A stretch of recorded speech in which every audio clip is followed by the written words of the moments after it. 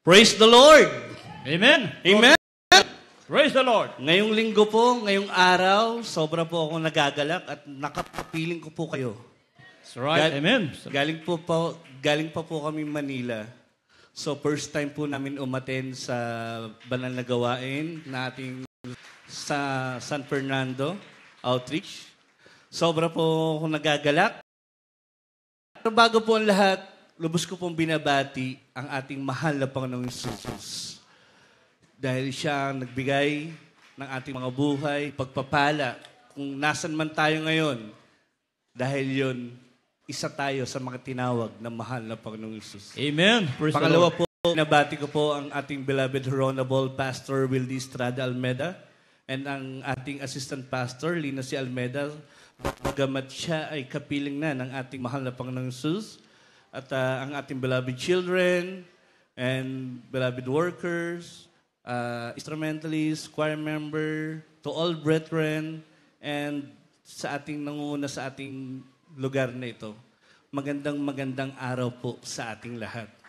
Hindi ko na po patatagalin. Alam ko po maiksi lang ang oras natin. Pero lubos po akong nagpasalamat sa mahal na Panginoong Jesus dahil po ito po ay araw ng pagpapasalamat at ipagsigawan sa maraming sanlibutan. Tunay na kongregasyon ng totoong Diyos na buhay. Amen? Mga minamahal, aking pong ipapatotoo, sa abot ng aking mga tinig, sa ating mga kapitbahay, ratig lugar, kung saan umaabot ang aking tinig, masasaksihan ninyo sa oras na ito kung paano kumilos at nagbigay ng himala ang mahal na Panginoon Jesus sa aking buhay. Amen? Mga minamahal, papasalamat ko sa Malapanon, yung baby ko, 3 years old, yan po ay nahulog sa building. Hindi po bahay, building. Mga minamahal, sa tuwing ipinapatotoo ko to, ipinapakita ng mahal na Panginoong Yesus kung gaano siya katotoo. Mga minamahal, during that time, nasa studio kami. Nasa studio kami for airing. E-airing na kami. Sinama ko kasi yung family.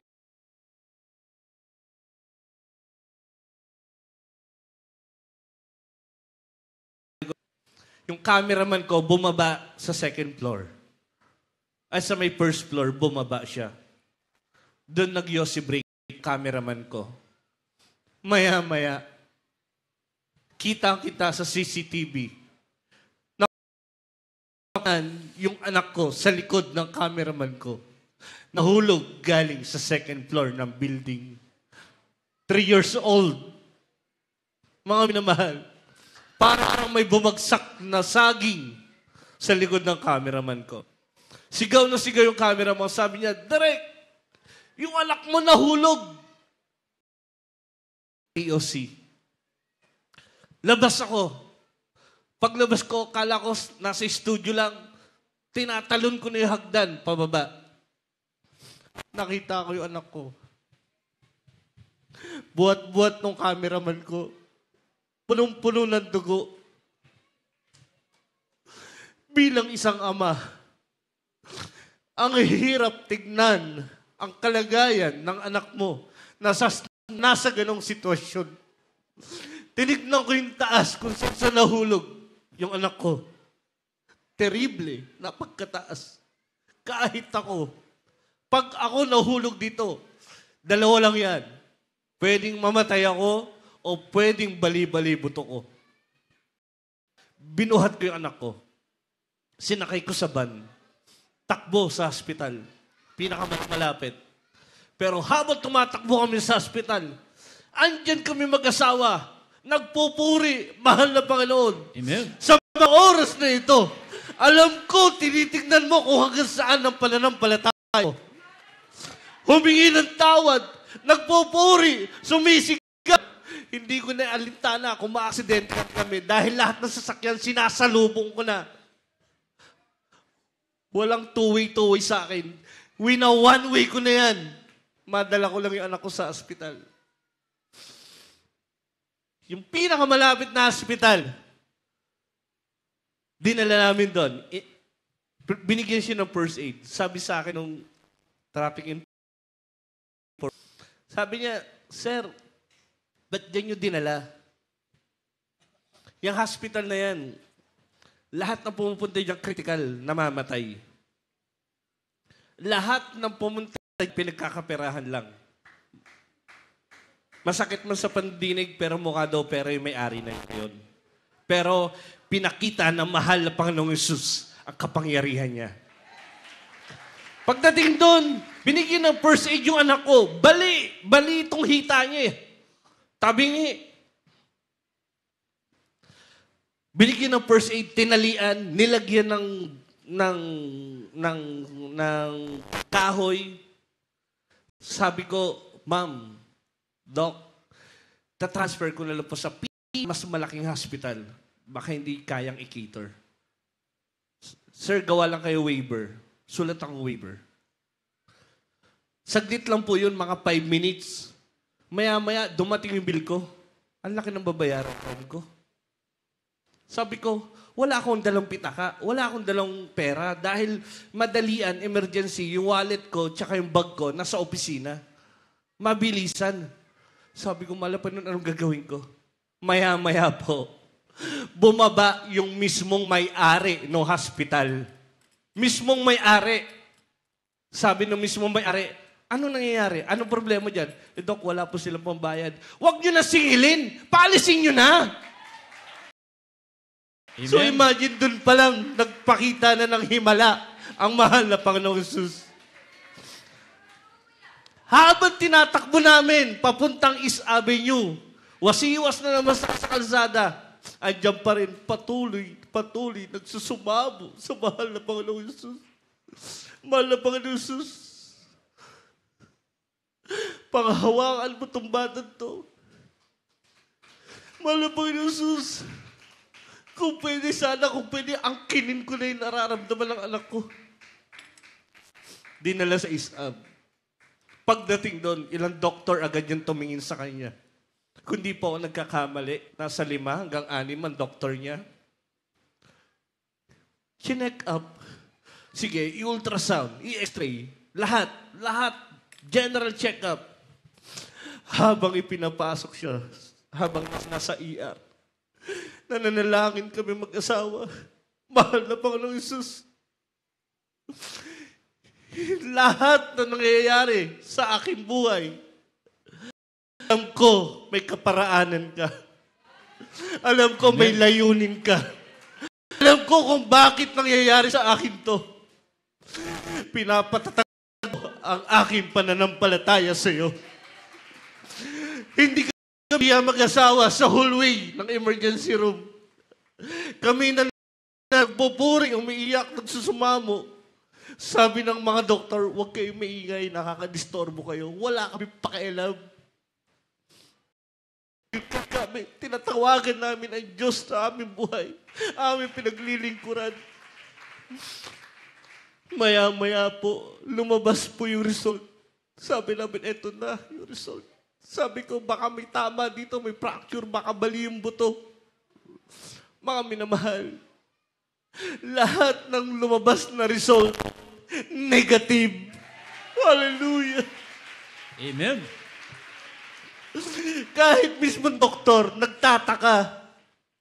Sabi nila, kahit matanda ang mahulog sa ganong klaseng kataas, talagang dalawa yung kapupulutan.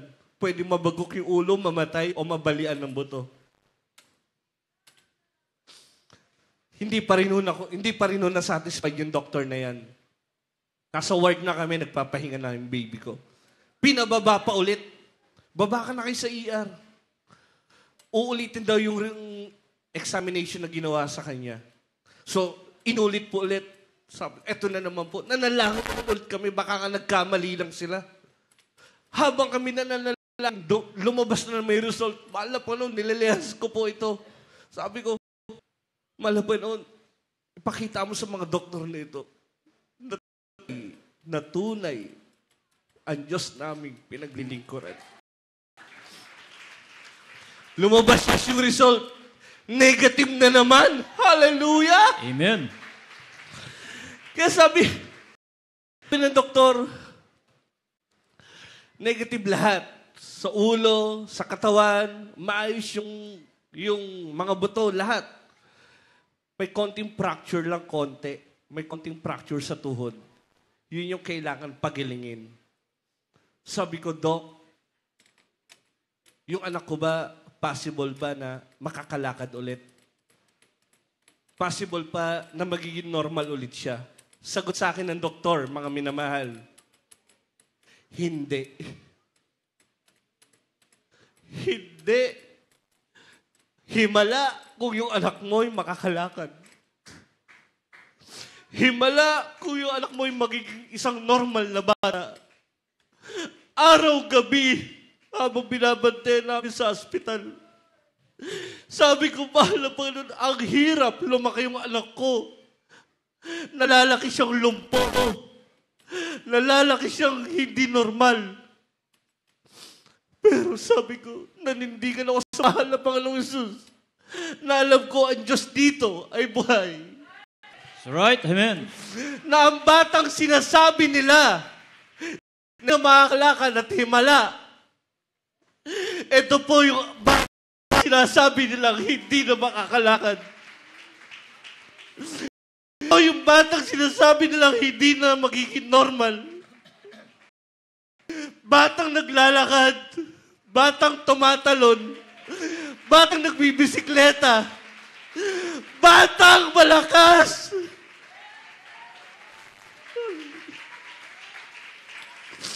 Ito ang batang sinasabi nila na hindi na makakalakad. Sa mga oras nito, mga minamahal, isang patunay na ang Diyos dito ay buhay. Amen. Lord. Na patunay lamang ang mga himala rito. Totoo. Ito yung batang sinabihan ng doktor na hindi makakalakad. Ngayon, lakad ka. Amen. Lord. Tumatalon. Pumapasok sa isang normal na bata at malusog. Sino magsasabing hindi totoo ang obligasyong ito? Sino magsasabing tayo ay... Sino magsasabing ang Diyos natin ay tulog? Mga minamahal, himala sa himala. Maraming himala. Ang yabang lingkod na nasa harapan ninyo, dati na po akong patay. Na-save po ang aking father dahil po sa akin. Patay na po ako. Nakita ko na magulang ko. Sa pastoral, buhat-buhat ako ni beloved Mama Dear. Ang mga pastor katabi ko, nakaluhod, nakataas ang dalawang kamay. Ipinagpipray ako sa pastoral. Ay, yabang lingkod. Ganun pala ang mamatay. Hindi mo agad aalis, makikita mo pa ang iyong sarili. Sabi ko, mahal na Panginoon. Mahal na Panginoon, kung may layunin ka ba para sa akin, gamitin mo ako sa ibang banal na kongregasyon. Gamitin mo ako. Mahal na Panginoon, nakikita ko na yung mga anak, yung magulang ko, umiiyak. Nakikita ko na yung tatay ko. Grabe. Parang dinudurog ang aking puso.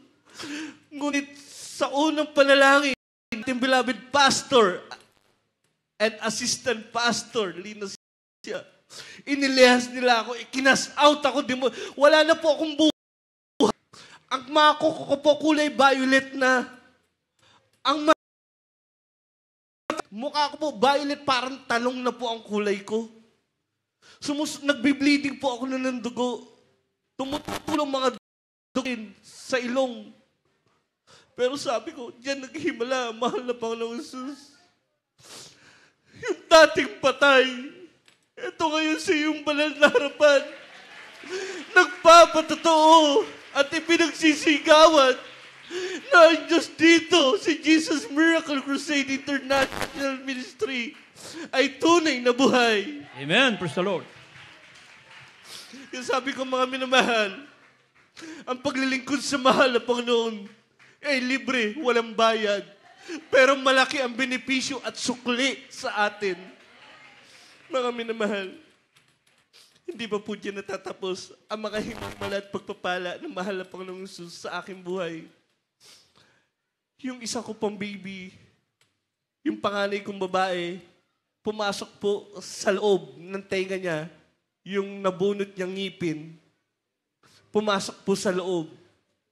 Hindi ho namin matanggal. Lahat, binacuum ko na lahat ginawa. Dinala ko sa hospital kung anong pwedeng gawin. At ang sabi po nung doktor, tawag sa kanya yung pedya, kailangan daw operahan yung bata. Tatas-tas sa tenga. In short, wawak-wakin daw yung likod ng tenga para mabuklat, para masungkit yung ngipin. Sabi ko, mahal na Panginoon. Ano po ba? Bakit ba ang dami pagsubok sa aking buhay? Pero, ipinaunawa na mahal na Panginoong Jesus sa atin na the more tayong sinusubok, lalo tayo napapalapit sa Kanya. Amen. Nagiging matibay tayo bilang isang Kristiyano. Sabi ko nga po, mga minamahal, Lehans. Sabi ko, hindi, uwi tayong bahay. Puri kami mag-asawa. After ng puri, Lehans, sabi ko, patingin, parang may nag-udyok sa akin, sungkitin mo. Pag sungkit ko, mga minamahal, sabay rebuke. In Jesus' name, mga minamahal, hindi na talaga siya matagal. Pag sinabi ko in Jesus' name, parang may tumulak sa may labas ng tenga ko nung anak ko, napagkalaking ngipin. Sabi ko, mahal na Panginoon, kung nagkataon pala kung hindi ako nagtiwala sa iyo, yung anak ko naoperahan na, nagastusan pa ako. Pero dahil sa nagtiwala ako sa iyo, ikaw mismo gawa ng himala para lumabas ang ngipin. Mga minamahal, marami pa po, mga minahal bilang isang tao, sino po ang hindi gustong kumita at yumaman sa mundong ibabaw? Mga minamahal, ito pong patotoo ko, magsilbing aral para sa ating lahat.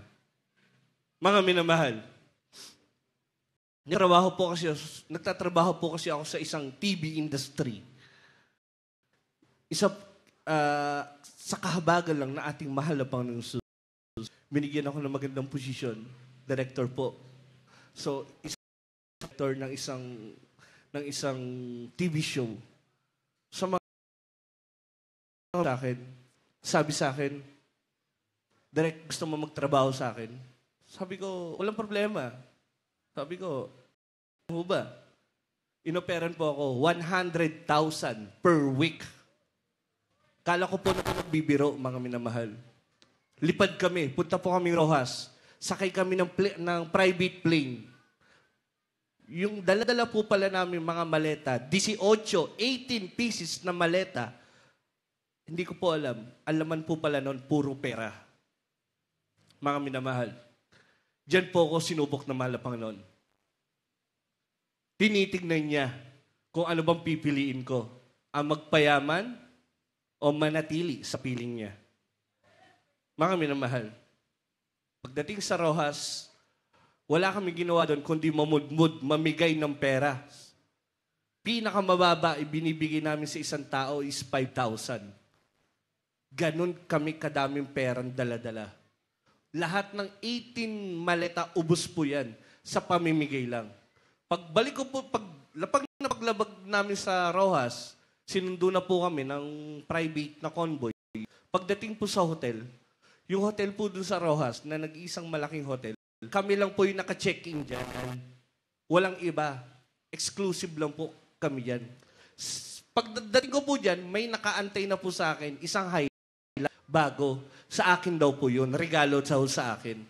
Siyempre bilang isang tao, ako po tuwan-tuwa. Sino pong hindi gusto na umunlad, magkaroon ng pagpapala, magkaroon ng maraming pera? lahat naman po tayo talaga nangarap na gumanda ang buhay. Pero may aral. Habang kami, ginagawa ko, yung project, nag-shoot kami doon, ako nagdidirect sa kanya, ganito gagawin natin, ganyan. After 1 week, lumuwas na po ako ng Manila kasi may trabaho na po ako sa TV5. Ngayon po, yung sasakyan na pick-up, pinadadala na sa akin. Ay, dalhin mo na yung pick-up. Sa'yo na yan. Isakay nyo ng Roro. Iuwi mo sa Manila. Sabi ko, ay, Doc, siguro pagbalik ko na lang po. Pero for now, hindi ko po muna siya kukunin. Mga minamahal. Dating ko po sa Manila. Sumunod na rin sila. Binigay po sa akin yung 100,000 na ipinangako nila. So ako po, tuwan-tuwa bilang isang tao. So, the following day, papasok na po ako sa sabi niya sa akin, nasan ka? Sabi ko, papasok na po ako. Huwag ka nang pumasok. Dodoblehin ko yung sahod mo. 200,000 per week. Huwag ka nang pumasok. Balik ka sa akin. Magkita tayo sa airport. Andito na kami sa airport. Kasi pag dating ko sa airport, private plane o backdoor kami. Naka-VIP ho kami. Pagdating, sabi ko, hindi ko po pwede. May trabaho po ako eh. Hindi pwede, sagot ko na yan. Basta huwag ka na pumasok, sa akin ka na magtrabaho.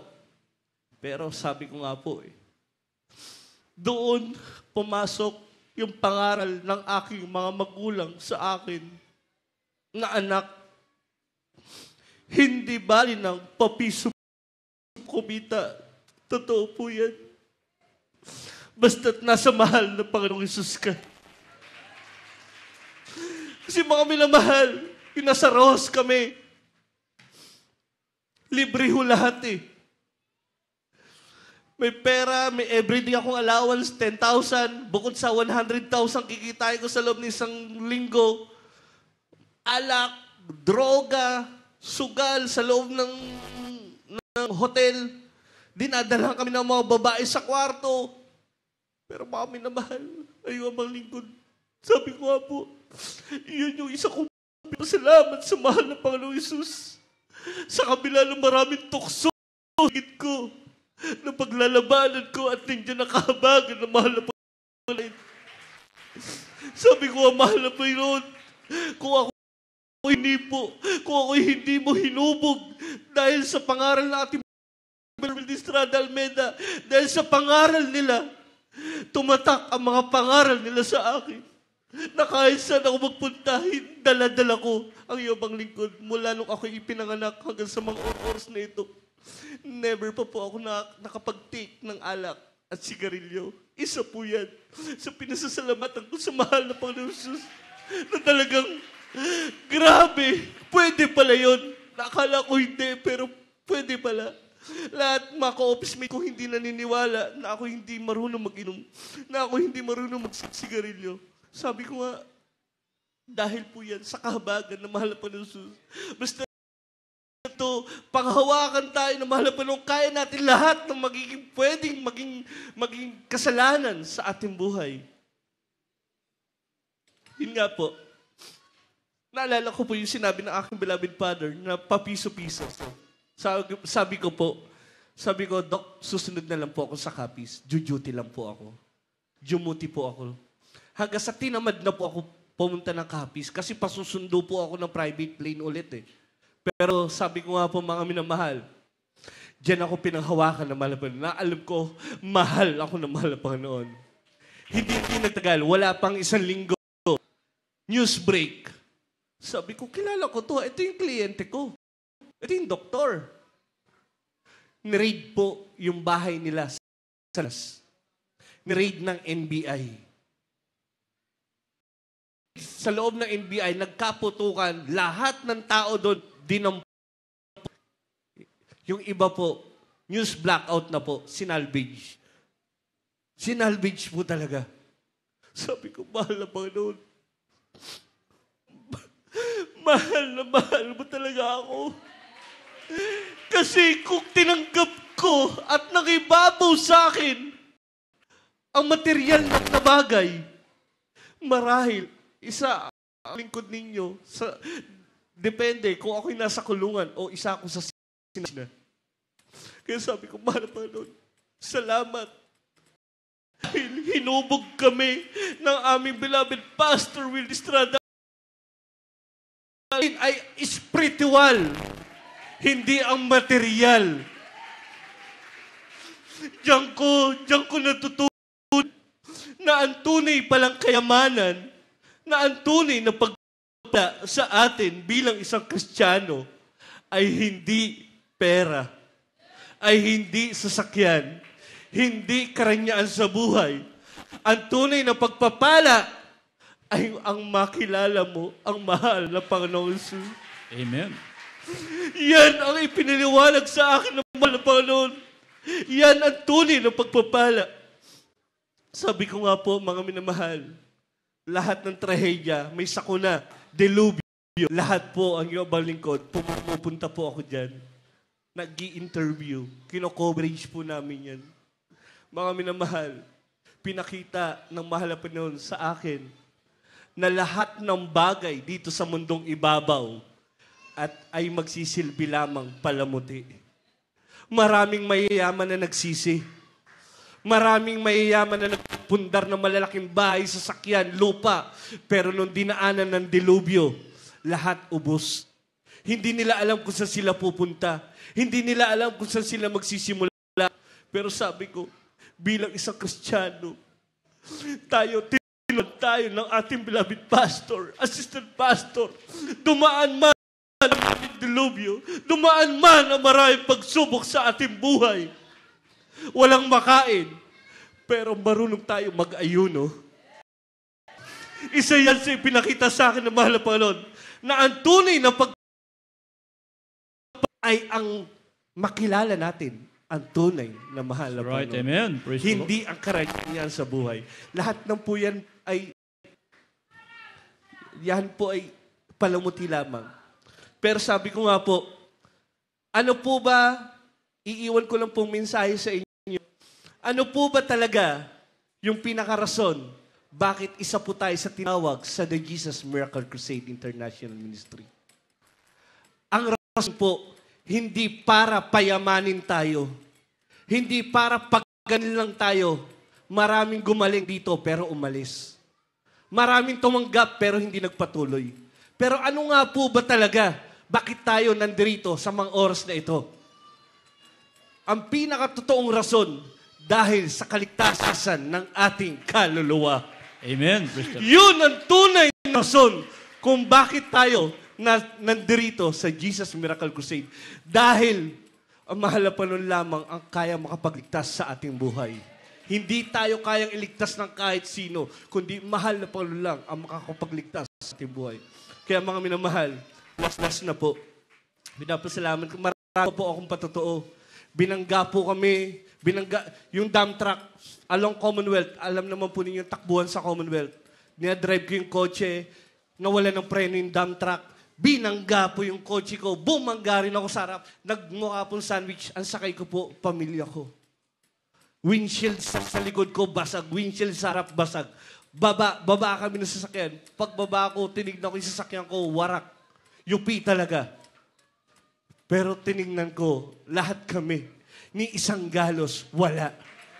Ni isang galos, ni kunting kahit pasa, wala. Ganyan kami ingatan ng ating mahal na Panginoong Jesus. During that, medyo magpuri, magsama, manalangin, pero 100% ibigay mo sa Kanya yung tunay na pananampalataya mo. Yun po ang importante bilang isang Kristiyano, pananampalataya. Mga minamahal, lahat, tinawagan na lahat nag-test na, lahat po positive. Lahat ng kasama ko nag-iiyakan na. Lahat, alas, umiiyak na ako sa sulok. Sabi ko, mahal na Panginoon, huwag niyo po pahintulutan dahil ayaw ko pa mamatay, ayaw ko mahawa ang pamilya ko, ayaw ko mahawa yung mga anak ko, maliliit pa yung mga anak ko. Mga minamahal, yung tenes na, nung dinrap na, mga minamahal, lumabas po sa result, mga minamahal. Ako lang yung bukod tangi na nag-negative. Hallelujah. Amen. Mga minamahal, walang hokus-pokus. Totoo, inulit pa ulit. Dahil di sila maniwala. Dahil nung kumain kami, nung may COVID na yun, share-share pa kami. Nagsasandukan pa kami sa ulam. Pero mga minamahal, nung tines ako, negative na naman. Praise the Lord. Kaya ultimo boss ko, sinabi sa akin, anong klaseng meron ka? Sabi ko, yan po yung tinatawag na may pananampalataya na nalalangin sa ating mahal na Panginoong Hesus. Talaga yung pinakita sa kanila. Kaya sa totoo lang po sa opisina, respetado po ang iyong abang lingkod. Alam nila, ako hindi nagiinom. Alam nila, ako hindi naninigarilyo. Pag may get together, alam nila, iwan ako. Kaya nga mga mahal, pinakita sa maraming. Noong una po, medyo gusto nila ang gawain.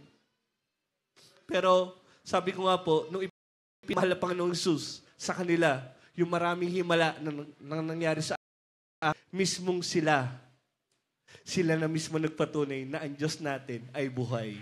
Amen? Amen. Isa pa po, last na lang po talaga, ipagpaumanhin niyo po ninyo. Marahil, pamilyar po sa inyo si Corina Sanchez. Yan taong yan yung boss ko na si Corina Sanchez, isa po yung Catholic. Pero mga minamahal, gumawa po kasi kami ng isang segment. Ang ginawa po na, kailangan po namin ng miracle story. Ngayon po, mga naka-line up na istorya po ng iglesia, istorya ng Catholic, istorya ng ibang religion, iba-iba. Sabi ko, ako yung director dito Bakit hindi ko i-present ang ating nagawain? Sabi ko, Ma'am, bakit pwede ako mag-propose sa inyo ng istorya? Ito pong istorya. Okay, anong istorya yan? Dati po siyang sakit sa lipunan. Notorious na magnanakaw. Kilala siya doon sa lugar na yon. Magnanakaw, akyat bahay, pusher, lahat. Ngayon tinanong ko ni Corina Sanchez. Ngayon, ano na siya ngayon? Isinanap po siyang alagad na mahal na Panginoong Hesus. Hindi nagtagal. Inaprubahan po yan. Sinut po namin yan sa dako ng Tanay, Antipolo. Kung may nakakapanood po sa inyo, si Brother Pidot, na binago ang kanyang buhay, kami po yung nag-cover nun. So, kahit si Corina Sanchez, naantig ang kanyang puso sa istorya ng ating isa sa mga kapatiran. Ganyan kumilos ang ating mahal na Panginoong Hesus.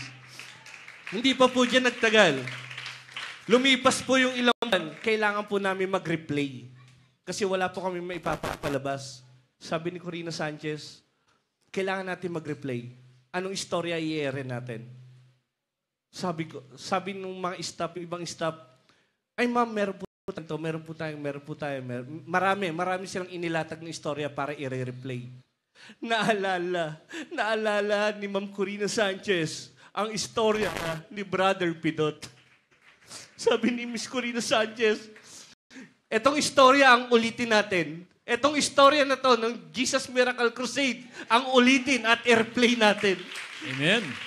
Ganyan po ang Panginoong Hesus. Hihipuin ng puso ng mga... Lapakan po natin ang mamahal na Panginoong Hesus Kristo. Amen.